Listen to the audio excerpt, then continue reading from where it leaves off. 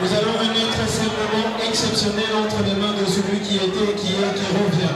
On l'appelle Alpha et Omega. Pour ce faire, je vais inviter comme ça le pasteur Jean-Paul à nous rejoindre pour remettre ce moment entre les mains de l'Éternel. Le pasteur Jean-Paul Mayaka. Le pasteur Jean-Paul Mayaka va s'approcher pendant que nous sommes tous debout pour remettre ce moment entre les mains de l'Éternel. Le pasteur Jean-Paul Mayaka. Est-ce que le pasteur Jean-Paul Mayaka est de nôtre ce soir? Le pasteur Jean-Paul n'est pas là malheureusement. Seigneur, nous sommes là pour honorer ta parole de Dieu, que le mariage soit honoré de tous. Nous savons que c'était pas facile pour ton fils Dacosta et ta fille Laure.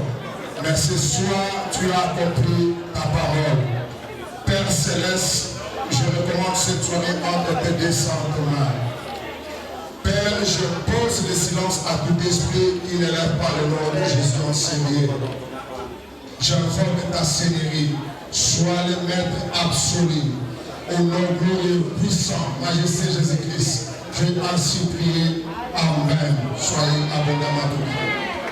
Alors avec les applaudissements, nous le plus occupé de la soirée va rejoindre la tribune d'honneur sous les 12e d'une fratrie de 14 fils de papa Emmanuel Kanga.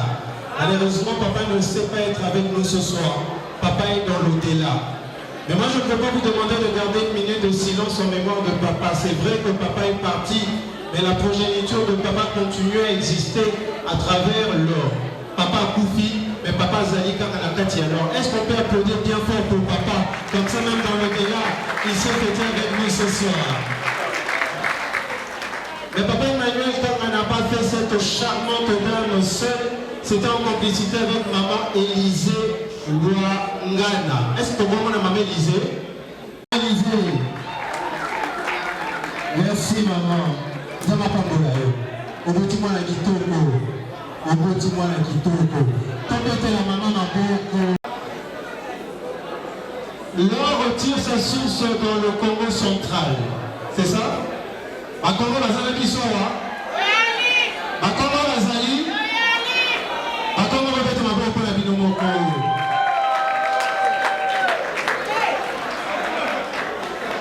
Précisément dans la tribu Yafou, d'une part et de l'autre part dans la tribu Yombe. L'or que vous voyez. Yafou et d'une autre part dans la tribu Yombe.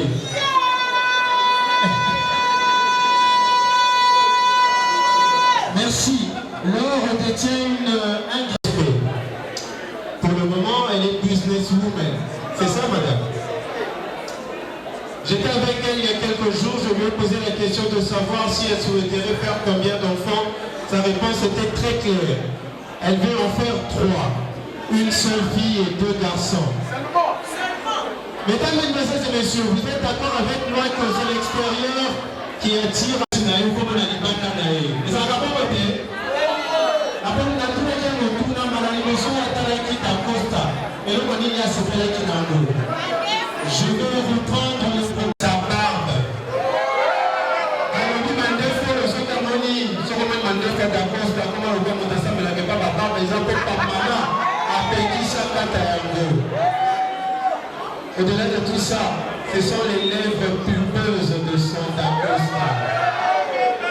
Au-delà d'être des lèvres pulpeuses, ce sont des lèvres sucrées qu'elle a goûtées après avoir versé la dot. Ça, c'est l'extérieur. L'intérieurement, elle est retenue aujourd'hui et à jamais parce qu'elle a rencontré un homme charismatique, un homme romantique, un homme attentionné, un homme amoureux. On a surnommé Chou Bébé. Est-ce qu'on peut applaudir bien fort pour cette petite présentation? Elle peut reprendre sa place, merci. Maintenant, on a parlé qui n'avait dit que c'était la terre. Et j'ai posé la question s'il y avait les nez comme vous voulez. Encore dans un avis sur terre. À quelques minutes en complicité avec mon DJ.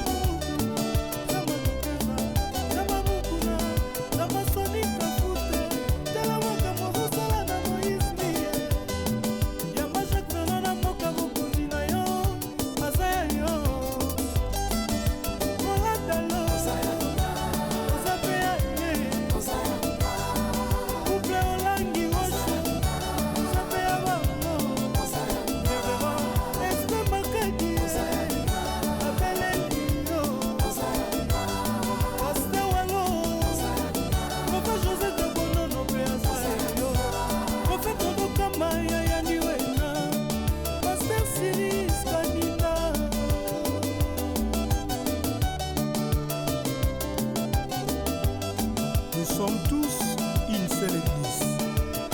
Mais pourquoi la guerre? Kinshasa, issu d'une famille nombreuse, fils de papa Émile Moukina. Est-ce que papa est là ce soir, s'il vous plaît? Sous les applaudissements, papa va se tenir debout. Est-ce qu'on va applaudir bien fort pour papa? Merci. Maman Thérèse Ambele. Maman, comment est-ce? Maman va se tenir debout. Merci. Merci, maman. D'accord, cette tire sa source d'une part dans la province du sud de Kivu, précisément chez les Grecs. Pareil dans un mission. Et de l'autre part, dans l'ex-Grand Équateur, précisément c'est le Mbouza dans un mission.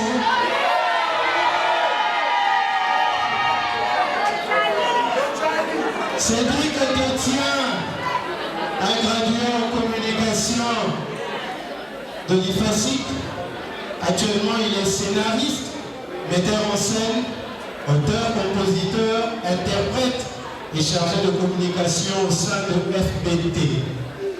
Exploitant mon local à or na cuivre. À l'hôpital, ce qui m'a sali katikati ya kazi ya Coca-Cola te ya tikate.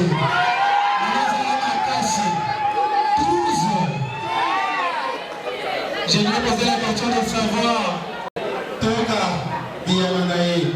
Par l'émotion, il y a Talaka Mama. Et donc, il y a ce Belakanamo. C'est la carrure imposante de sa femme. Alors, les moi, si sont pas pour les gars, on les a payés.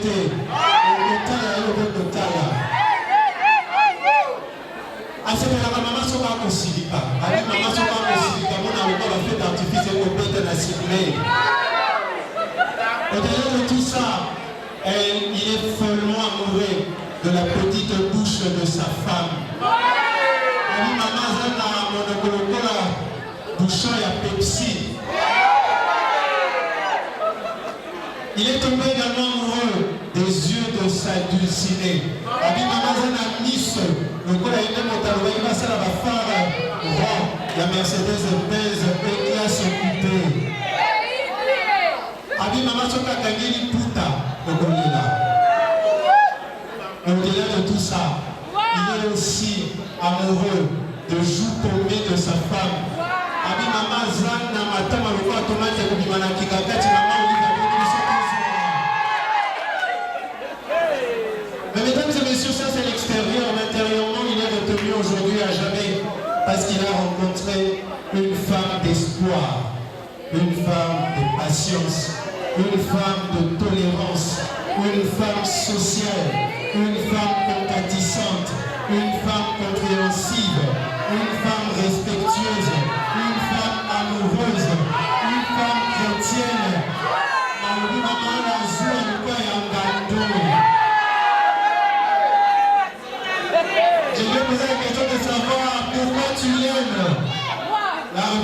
clair. C'est mon destin. Raison pour laquelle papa dit à maman Mimi Queen, maman. C'était la petite présentation. Est-ce qu'on peut applaudir bien fort pour ça? Tobi la comata. Tobi a pas la comata.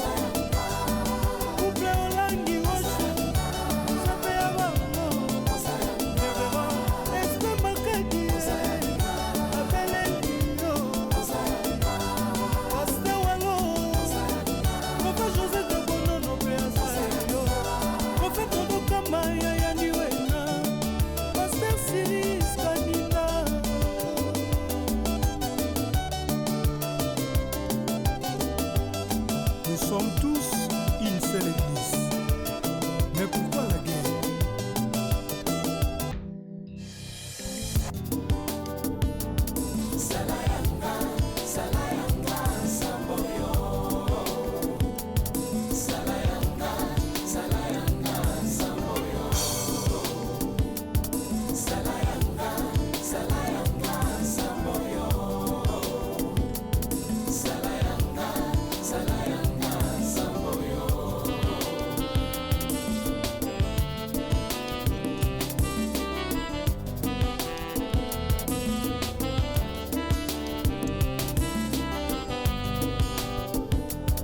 ozali elikia nanga yesu ozali makasi nanga yanga tema napesi na yo ozali yanga yango motema na ngai napesi na yo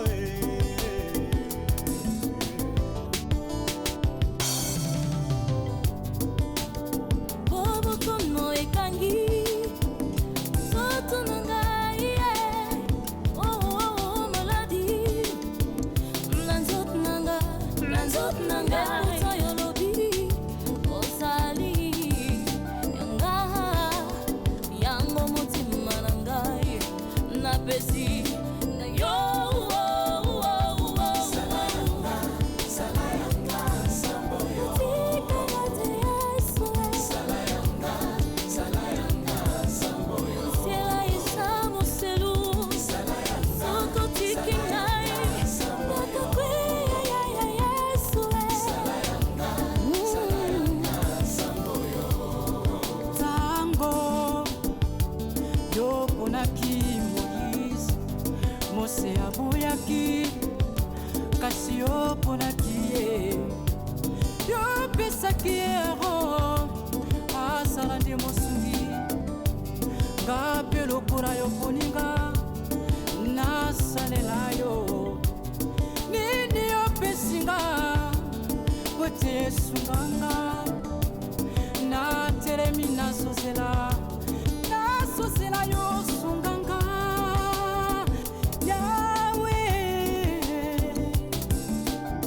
ebongo ngai oyo yesu yoponinga lelo yoponinga mosali mpona tatola kombono mpona nini ya ngai bomoi pasi minoko mpe kolela me pourtant lobi ozali yanga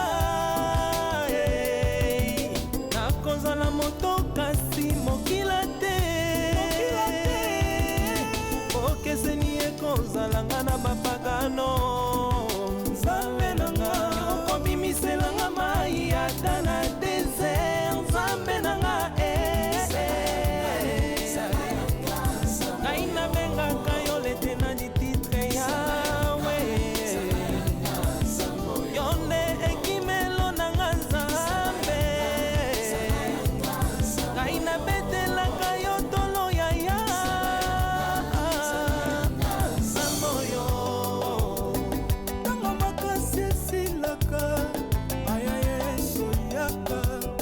osiminga na loboko dodo telemo kotikanga te nzambe nanga ata pasi ata minoko kobwakanga te yesu na ngai ata kutu na buki nzela nzambe na ngai nabeleli yo zala pasi eleki nzoto me putolobaki tokopambolama tokomi wapie olobi nini nzambe na ngai salayanga samboyo tikanga te soki asiki ngai akokweya nzambe oyo jalanga ngai tata nzambe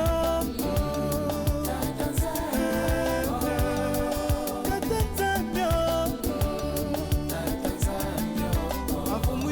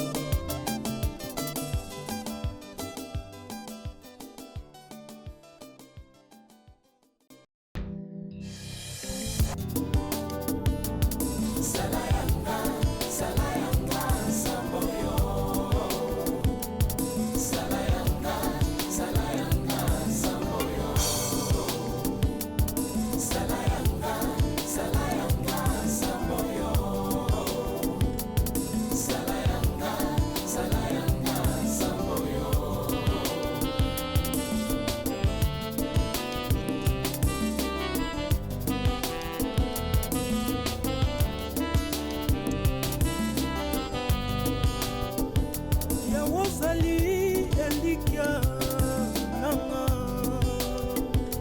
Yesu ozali makasi nanga yanga tema na pesi na yo ozali yanga yango motema na ngai na pesi na yo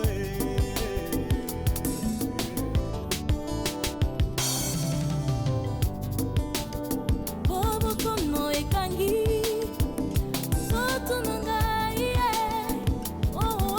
maladi na nzoto na ngai ota yo lobi ozali yanga yango motima na ngai na pesi na yo